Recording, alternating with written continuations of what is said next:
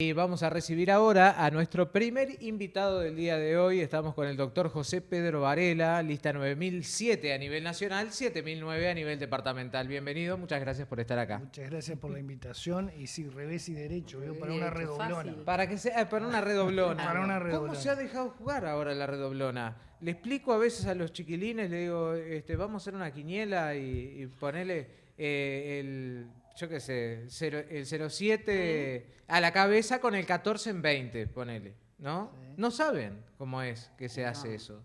No saben. Y antes era tan común hacer las redoblonas y todo. Bueno, en fin, acá es fácil. Para atrás y para adelante lo mismo. 9007, 7009. Muy buena idea. Nosotros, aparte decimos que es la mejor forma de votar a Ojeda en Durazno. Primero porque lo que hablábamos un poco detrás de cámaras, las encuestas están dando un despegue importante de Ojeda que surgió a partir del momento que Subía decide bajarse de su campaña y aportar o plegarse a la campaña de Ojeda. Bueno, esto es muy interesante. Tanto, La última encuesta de Cifra le da a Ojeda un 49% en el Partido Colorado. O sea, la mitad del electorado colorado está con Andrés Ojeda. Se ha despegado Llegó a mucho. estar un cabeza a cabeza con Robert Silva. Sí, ¿no? ahora está... Y después de ahí... Silva está en un 27% Exacto. actualmente. Robert Silva está en un 27%. ¿A qué responde? Ya me dijiste la respuesta, pero decímela de nuevo y más detalladamente, por favor. Te lo digo lo más claro posible. Hasta abril, Sí. que Subía iba compitiendo también por su candidatura, Ojeda, Silva, Gurméndez, el mismo Subía, que iba bastante entreverado porque las encuestas no le daban mal, andaban entre un 15, un 18, un 20, hasta un 22% los cuatro, y en alguna oportunidad hasta Viera se entreveraba en ese porcentaje. Incluso, te hago un paréntesis y quédate con lo que me vas a decir a partir de ahí. Decía, somos los 7 enanitos, decía Subía, ¿no? Como tratando por los 7 enanitos y Blanca Nieves. Mirando por encima del muro. Mirando por encima del muro y ninguno, a ver quién puede cruzar el muro. Claro, y ninguno pasaba. Cierro paréntesis. Destacaste el hecho de Tabaré Viera. A partir de ahí dijiste... A partir de ahí, cuando Subía decide incorporarse a la campaña de Ojeda, indudablemente que hubo un quiebre en la campaña, sobre todo en la interna colorada, y a favor de Ojeda, en el cual pasó repentinamente al 25, al 28, al 35, y hoy, bueno, hay una encuesta que le da el 49%. Con lo cual, no digo que todo sea mérito de Subía, pero que tiene que ver mucho, y muy mucho, con el aporte que le está haciendo Subía a la campaña de Ojeda. Por eso decimos, en Durazno y en todo el país, la mejor forma de votar a Ojeda es a través de las listas de Subía, porque son el plus o son el aporte que hacen y la diferencia que hacen para que Ojeda pueda ganar la interna.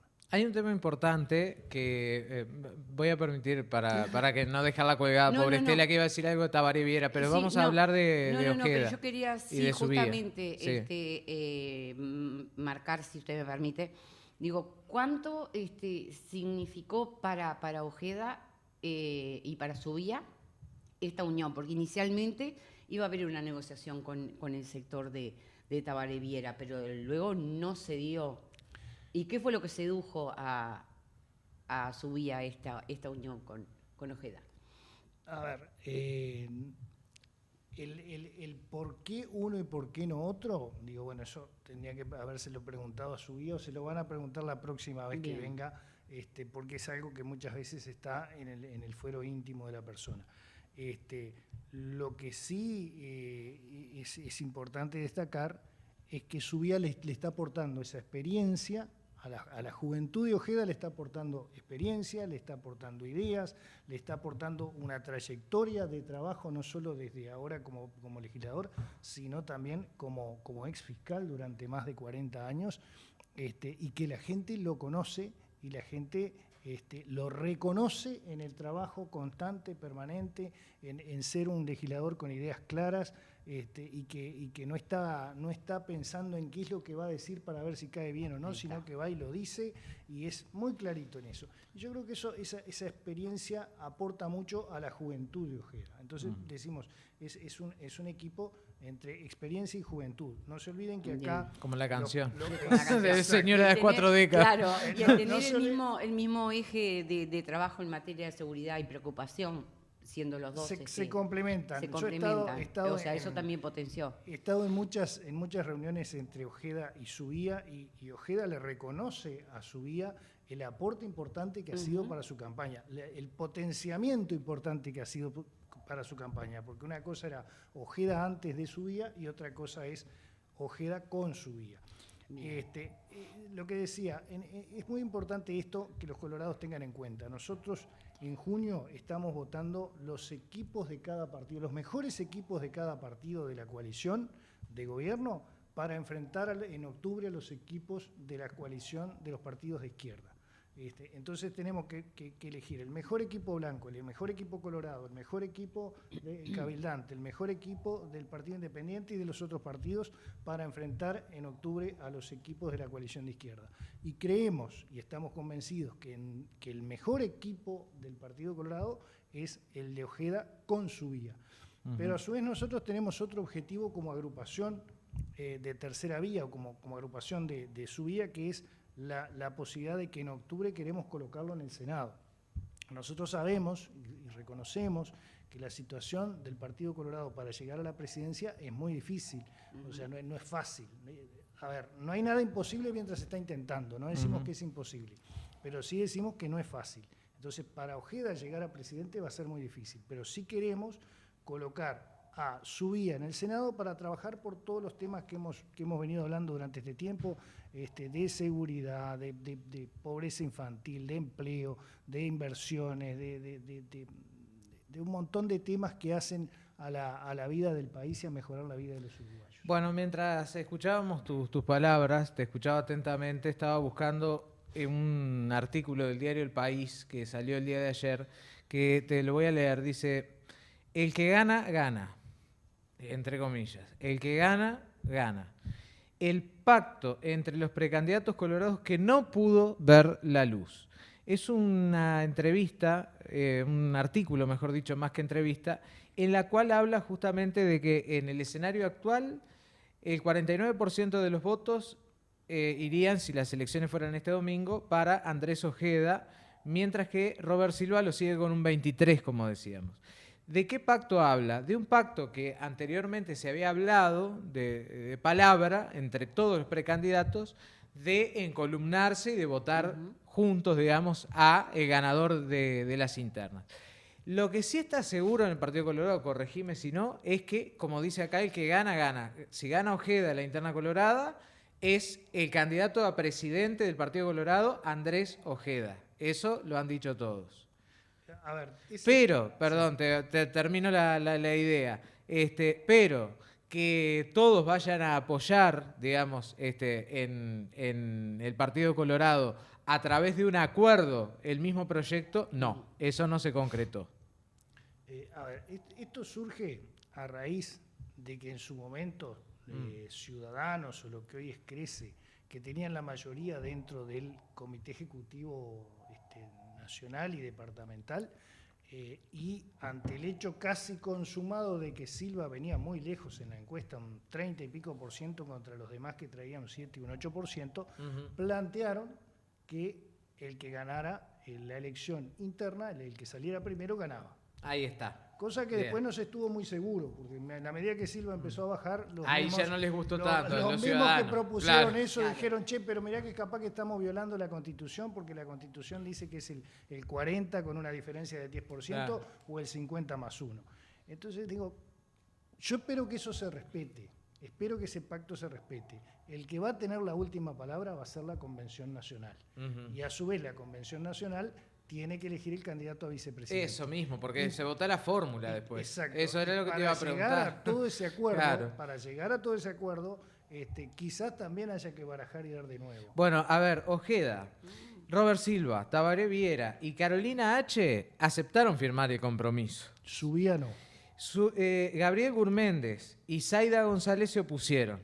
Y Como Subía Subía tampoco. no es precandidato. No, en ese momento era candidato. Bueno, pero esta nota es de ayer, digo, es actual, sí, digamos, sí. Es un Bien artículo que salió ayer. Entendí. O sea, al día de hoy, lo que sabe el cronista que escribió esto es que Ojeda, Silva, Tabaré Viera y Carolina H. firmarían el contrato, pero Gabriel Gurméndez y Zaira González fueron los candidatos que se opusieron. Desde filas de Gurméndez destacaron al país, dice que el precandidato fue el primero en plantear en diciembre pasado que quien ganaba la interna debía ser sí o sí el candidato en octubre. ¿tá? Eso lo había dicho Gurméndez. Pero advirtieron que no veían con buenos ojos firmar un documento así debido a que alcanzaba con el valor de la palabra, mirá en política, el valor de la palabra, y que no era ubicado sellar un acuerdo de este tipo en un homenaje a Valle y Ordóñez. Sí. Yo creo que, a ver, los compromisos, pienso esto, como dijo Tabaré Viera, y acá sí lo traigo a colación a Tabaré Viera, los colorados somos pocos y la pasamos mal, decía él. Es la verdad. Pero si no se ponen de acuerdo también los mismos grupos colorados para ahora que tienen otro, que ojo, tuvieron la suerte, porque esto es, no sé, casi milagroso, que con la ida de Talvia apareciera un candidato renovador que le diera esperanzas a la gente como Andrés Ojeda, porque digamos la verdad, si no fuera por eso el partido estaría más chato, ¿no? A mí más de lo que de la interna y de quién va primero y quién va segundo, me preocupa esas encuestas que dan el 7 o el 8%. Yo estoy muy preocupado. Al partido. Claro, yo estoy muy preocupado más por eso, de la baja votación del partido, de que si dentro de ese 7%, quién tiene el 50% o quién tiene el 30%, porque de repente tenés el 50% de un 7% y no estás hablando de mucha cosa. No. Es una gran realidad. Por eso hay que trabajar y convencer al Colorado para que vaya a votar en junio, para que seamos más del 7% y para que quedar bien posicionado para octubre. Eso es importantísimo, porque la baja participación en la interna, que ya se está viendo que va a ser baja para todos los partidos, en el caso del Partido Colorado sería desastrosa si fuera muy baja. Por tanto, es importante que los colorados vayan y voten. Lo interesante es que, mirándolo desde una pragmática, digamos, de observación realista, simplemente, al día de hoy el Partido Colorado en la coalición ha tenido un peso muy importante. Ha tenido ministros, ministerios, carteras, más allá de la baja votación que tuvo también dentro de lo que fueron las elecciones del año 2019, donde asume en marzo de 2020 esta coalición republicana. El Partido Colorado tuvo el Ministerio de Relaciones Exteriores, Ministerio de Turismo y varias reparticiones importantes, digamos, dentro de Ministerio de Ganadería, subsecretarías, direcciones y demás que le dieron una preponderancia en la cual Sanguinetti, por ejemplo, decía es el principal socio de la coalición, el Partido Colorado, porque al gobernar el Partido Nacional, el amigo más cercano, digamos, es el Partido Colorado. ¿Se podría mantener esto para una futura coalición ganadora? Yo creo que a la próxima coalición, y no tengo dudas que va a ser la coalición del partido de gobierno, la coalición que hoy está gobernando, que mantiene, sí. Lo que le va a ser muy necesario y casi que imprescindible para seguir gobernando y subsistiendo es una gran mesa de coordinación y negociación, porque ya no va a estar la calle Pou imponiendo su impronta, no va a estar del otro lado un negociador y armador como Sanguinetti. Entonces, los que queden, Delgado, el que si gana dentro del Partido Nacional, Ojeda o el que gane dentro del Partido Colorado, y bueno, Manini y Mieres, van a necesitar un ámbito de negociación, de coordinación, para evitar todas las rispideces que hoy la calle por un lado, Sanguinetti por otro han ido evitando. Porque no es posible un gobierno donde uno manda y el otro acata. Por tanto, lo que necesitamos es imprescindible e inmediato, una vez que se formen el gobierno, es una mesa de negociación o de coordinación o como quiera llamarse. Hay un punto central en la parte digamos, campaña electoral, propuestas de la campaña electoral de Subía con Andrés Ojeda, que tiene que ver con la seguridad. En primer lugar, porque Andrés Ojeda trabajó como abogado del sindicato policial y porque Gustavo Subía está basando su campaña electoral en mejorar la seguridad. Se dio una masacre en el barrio Maracaná, en Montevideo. Ojeda, discúlpeme, le agrego, Ojeda es penalista. Es abogado penalista.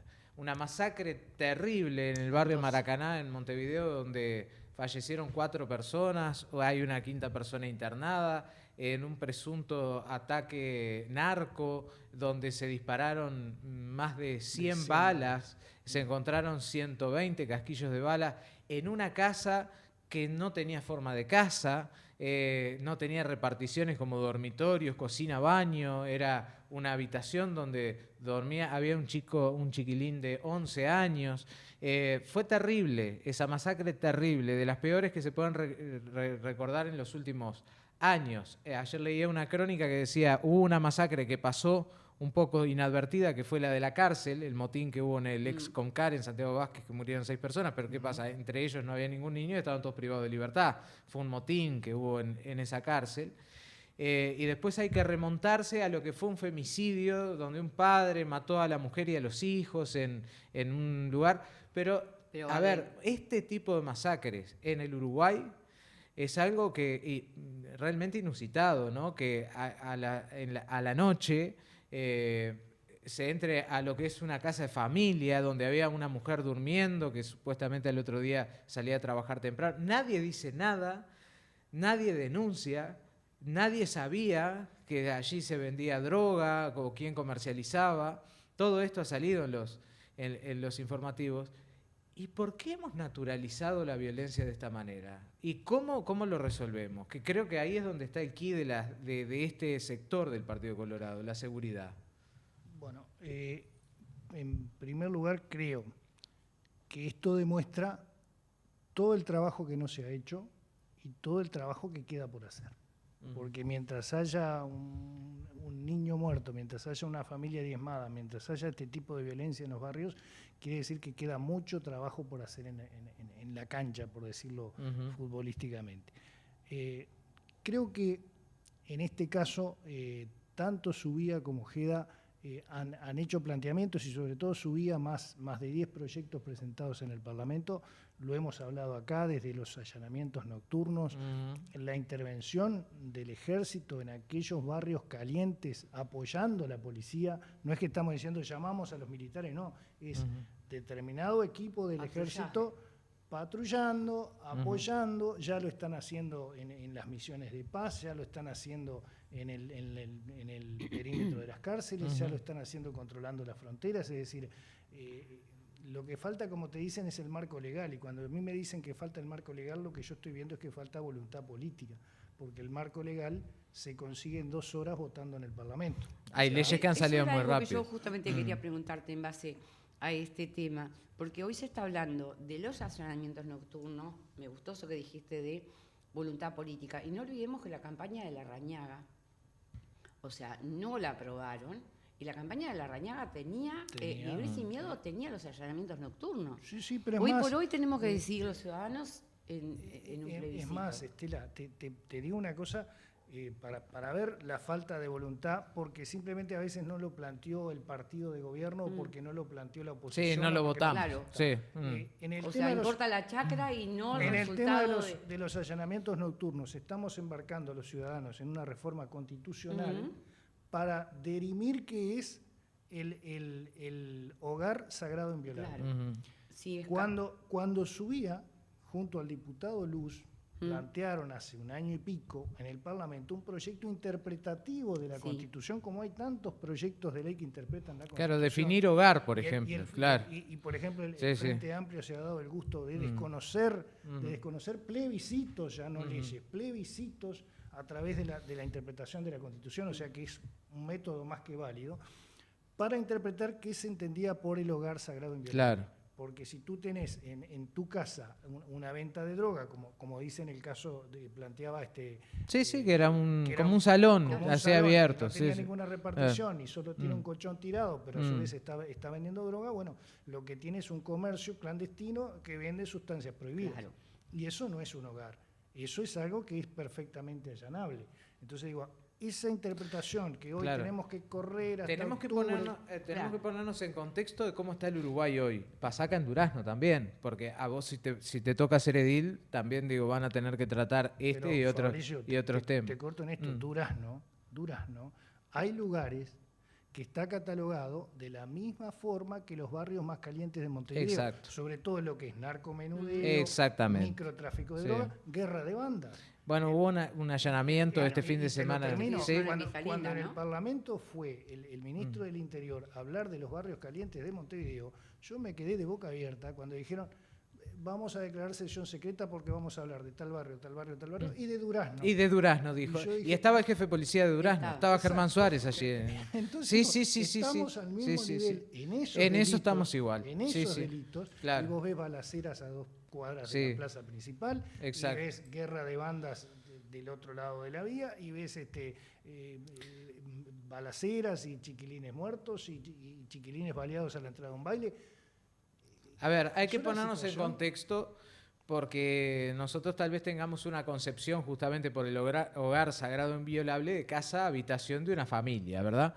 Primera cosa, en muchos lugares como los barrios estos de Montevideo, el 40 Semanas, el Borro, el Marconi, el Monarca, Maracaná, todos esos barrios, que son barrios de la periferia de Montevideo, fueron haciendo como asentamientos, ¿verdad? Exacto. Colgados Sí. de la luz, sin saneamiento, bueno, edificando una habitación, a partir de esa habitación un excusado, un baño ahí afuera, después fueron agregando otra habitación y son todas construcciones irregulares. Precarias. Lo mismo ha sucedido o similar en algunos lugares de aquí de Durazno, en algunos barrios de Durazno, donde las casas no son casas, son tipo monoambientes, ¿no? Soluciones habitacionales precarias y hechas provisoriamente, ¿verdad? Es decir, como, bueno, me hago esto, alguien lo hizo para vivir y pernoctar allí mientras no tuviera otra cosa. Pero después esa persona capaz que lo hizo se fue o se murió o pasaron los años y ahora lo ocupa una familia o lo ocupa una pareja o alguien lo está ocupando ahí. Algunos de esos lugares que están bien identificados, miren, están en el barrio La Calera, otro que se llama parecido pero está lejos, La Cantera, en Vistalinda, en los barrios, digamos, que rodean a Durazno, entre construcciones bien hechas, entre chalet y demás, es Parque del Oeste, en esos lugares cerca de la vía, en esos lugares que la policía tiene identificados, hay lo que se llaman achiques. ¿Qué son los achiques? Lugares para achicar, dicen los chiquilines. Chiquilines y no tan chiquilines. No, porque nosotros vamos al achique. ¿Cuál es el achique? Es ese lugar, esa casa abandonada, esa construcción irregular, desde donde ahí comercializan. Y alguno queda, pues quedan viviendo, digamos, porque ahí es donde tienen las cosas, ¿no? Es terrible. Y las bocas de venta de droga operan así. Alguien tiene un celular, lo lleva a esa construcción irregular, a ese lugar, a esa casa, digamos, que es un sagrado inviolable para la Constitución, lo entrega y le dan la merca. Sí, tal cual. Entonces, ¿qué es lo que encuentra la policía ahí? Y encuentra desde bicicletas, celulares, ollas, garrafas, cualquier cosa, televisor puede encontrar. Porque es así, es un lugar de intercambio de trueque. Entonces eso no puede ser considerado un hogar. Ahí está. Ahí está el tema. Eso no es un hogar, eso no es una casa. Planteaba su vía interpretar la Constitución y nos hubiéramos ahorrado todos estos meses de trabajo, porque ahora recién, en octubre, cuando se plebiscite, después hay que implementarlo, o sea que estamos pensando que quizás para el año que viene recién, si el plebiscito sale favorable, podríamos estar empezando a trabajar sobre los allanamientos nocturnos. el darle un mejor marco a la policía, a la Guardia Republicana. La Guardia Republicana en su momento no tenía los elementos, se la empezó a preparar, se le empezó a dar cierto marco legal y bueno, y de a poco fue funcionando. El tener las comisarías en los barrios operativas.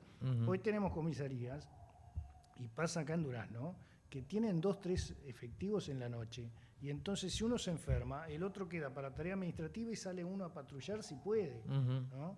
Entonces digo, eso no, por más que tengas la comisaría en el barrio, si no tenés los elementos humanos y si no tenés las posibilidades de salir a patrullar, de estar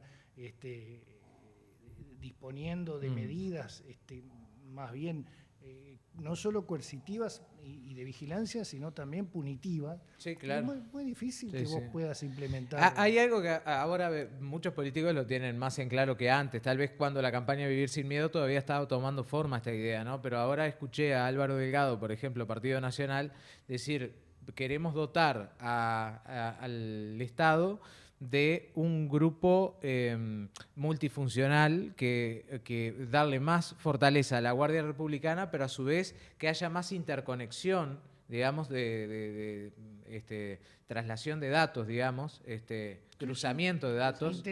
Inteligencia para poder llegar. Y desde muchas filas políticas aseguran de que hay que fortalecer la Guardia Republicana, hacerla más militarizada y que se extienda a todo el país, ¿no? Con presencia en todo el país. Esto lo tienen claro. El asunto es que realmente haya disponibilidad, dinero, presupuesto, para poder desarrollarlo, ¿verdad? Es decir, porque evidentemente ya con la sola presencia del policía, en muchos barrios de Montevideo sucede esto. Si ven a los de azul, le tiran piedra.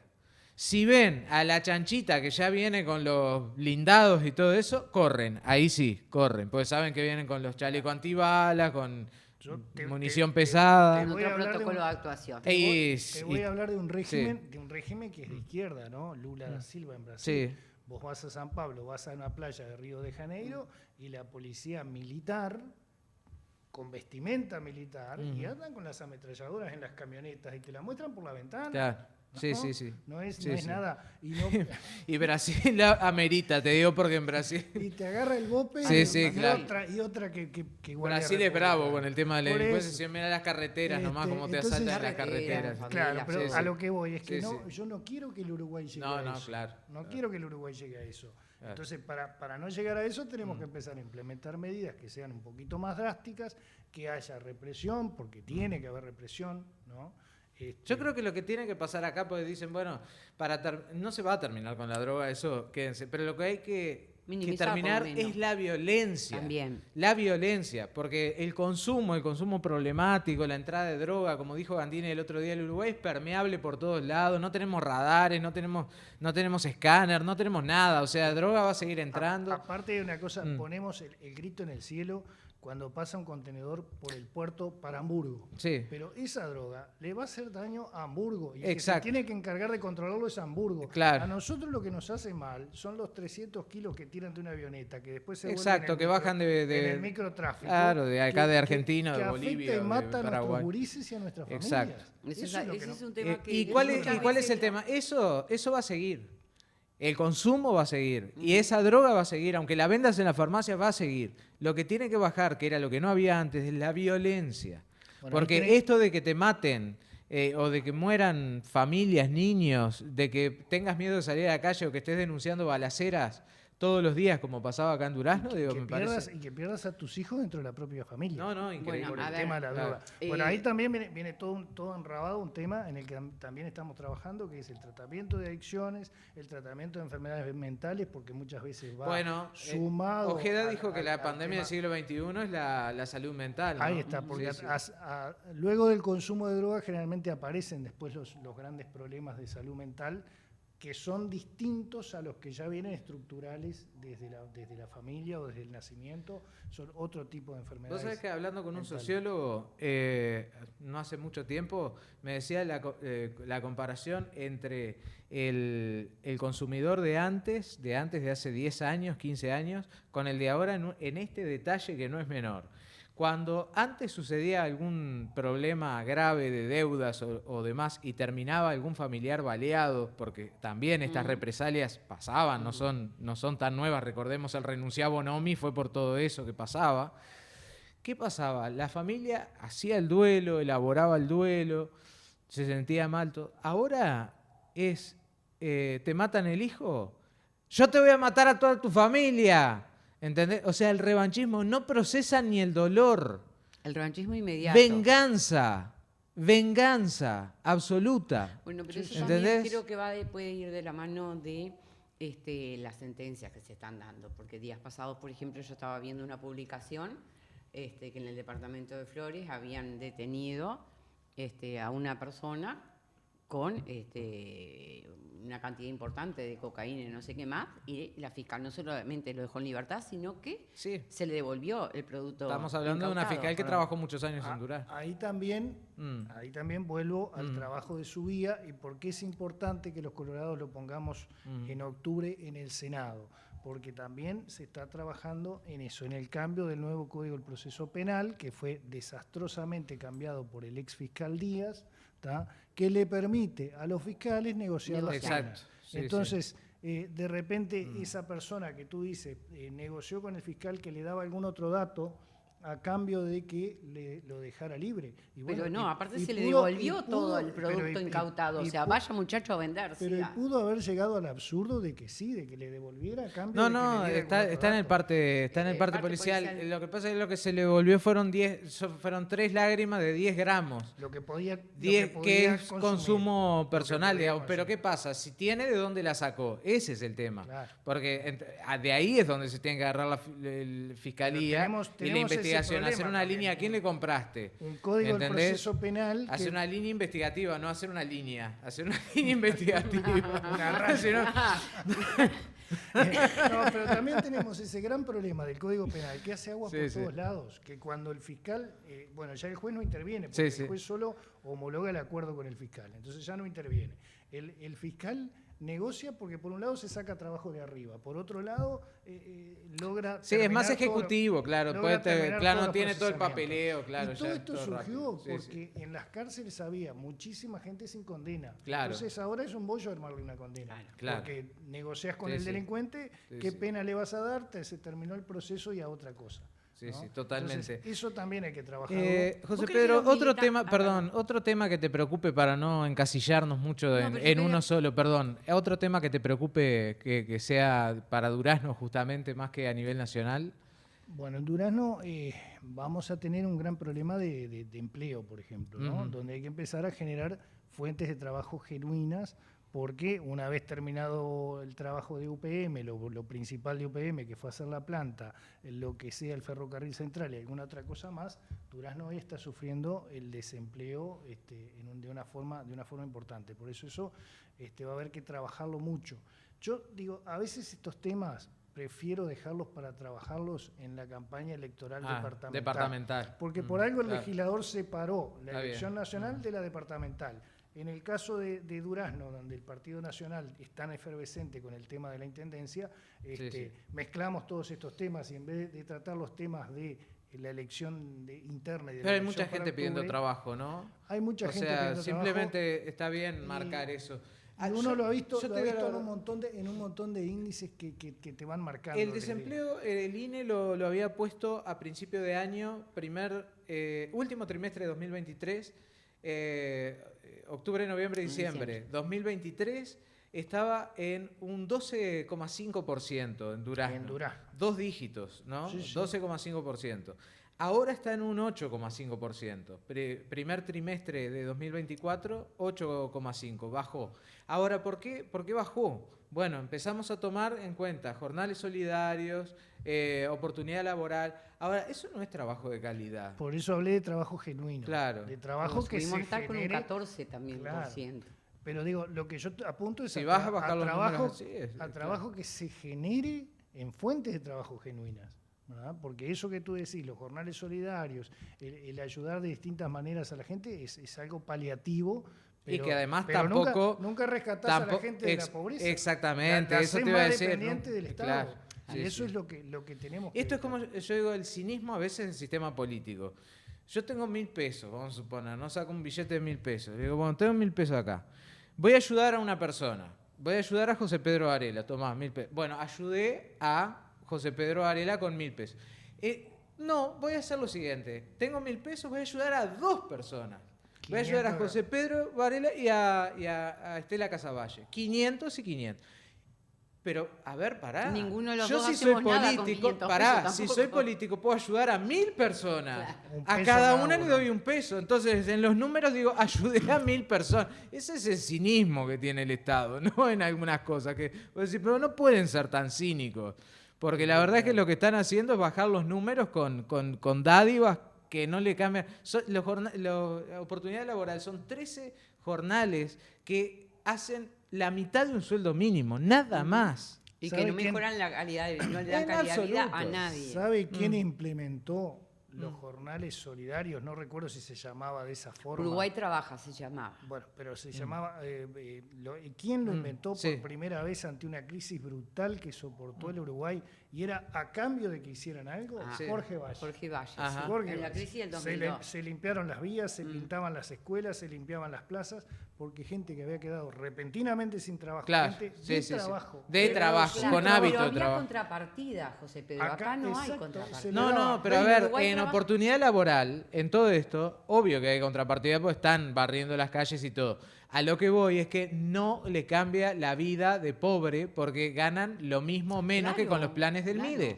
Además, para acceder a oportunidad laboral no podés tener ningún tipo de ingreso, en blanco por lo menos. Y no haber No tenido po- en X tiempo Y no, anterior. exacto, no podés tener ni jubilación, ni pensión, ni sueldo, por mínimo que sea. Lo que hacemos con eso, Fabricio, Nada. es aumentar la pobreza estructural, esa pobreza que es de gente que no sale de la pobreza porque no tiene los medios y a veces tampoco quiere, y entonces está siempre dependiendo del favor estatal. Sí, sí. Porque, a ver, hay mucha gente que de pronto cae en la pobreza porque pierde el empleo.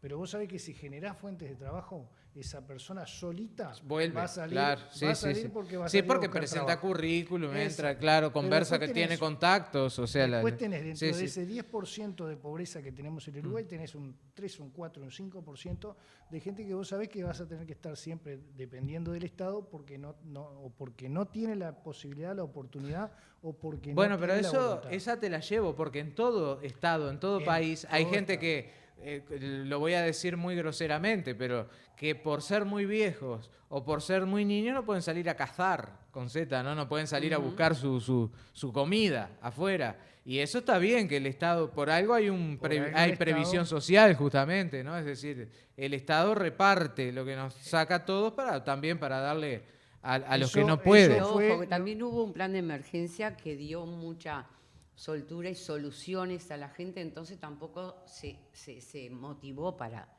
trabajar. Y Bueno, las ahí es donde generaciones- muchos pero estiman que el empezó plan de- como el plan deterioro de laboral. emergencia empezó El plan como de- plan de emergencia, después siguió Como plan para de equidad, tapar los sí. agujeros, después Exacto. siguió para decir tenemos bajo desempleo y terminó perpetuando a la gente en la pobreza. Y la perdón, gente algo que siguió no estás haciendo diciendo Claro. que también se utiliza mucho políticamente para si Captar me votos. votás a mí, votos. militancia, Pero- captás pero votos, tenés bastaron, sí, sí. bastaron en el 2020 10 días de pandemia para ver que había 500.000 uruguayos en negro, que había Claro. otros 500.000 uruguayos Sí, que sí. no tenían ninguna cobertura. Bueno. ¿no? En 10 días de pandemia se terminó se lo nos fue que el era tiempo. el- Hablamos un montón, pero creo que son temas interesantes que desde la óptica justamente de quienes llevan adelante estos proyectos, los tienen que saber, los tienen que tener como insumo y plantean posibles soluciones. Ojalá se concreten. Muchas gracias por haber venido. No, gracias a ustedes y les recuerdo